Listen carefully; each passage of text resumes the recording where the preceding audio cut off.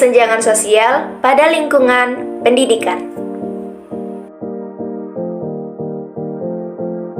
Bagaimana sih pendidikan di Jakarta itu? Pendidikan merupakan hak yang wajib didapatkan setiap warga negara di Indonesia. Namun, kesenjangan sosial di bidang pendidikan masih banyak terjadi di negeri ini, khususnya di Jakarta. Mulai dari jenjang pendidikan SD sederajat, SMP sederajat, SMA sederajat, hingga jenjang perguruan tinggi. Bentuk kesenjangan sosial yang terjadi, misalnya seperti kualitas dan fasilitas pendidikan yang berbeda jauh antara sekolah yang mahal, yang biasanya berada di kota-kota besar, dengan sekolah yang memiliki tarif biaya relatif murah, yang biasanya berada di pedesaan atau kawasan kumuh di Jakarta. Selain itu, terkadang orang yang memiliki privilege menggunakan orang dalam untuk bisa masuk ke sekolah yang tergolong favorit. Sedangkan orang yang memiliki keterbatasan ekonomi hanya bisa sekolah di instansi pendidikan yang seadanya. Bahkan, ada yang memilih untuk tidak melanjutkan pendidikan dan memutuskan untuk bekerja.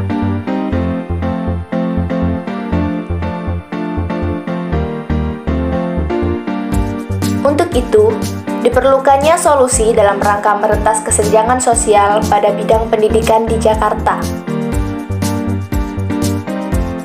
Upaya tersebut dapat dilakukan dengan pengadaan program Indonesia Pintar, Kartu Indonesia Pintar Kuliah, beasiswa di setiap instansi pendidikan, bantuan sukarela dari golongan orang mampu, menjalin relasi yang baik, dan tekad yang kuat dari golongan orang yang tidak mampu untuk melanjutkan pendidikan.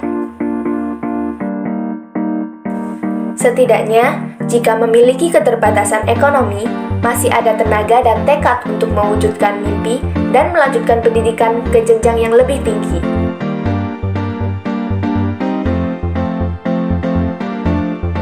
Tidak semua harus bergantung terhadap tingginya privilege yang dimiliki sejak lahir, karena semua orang terlahir dengan keadaan yang berbeda.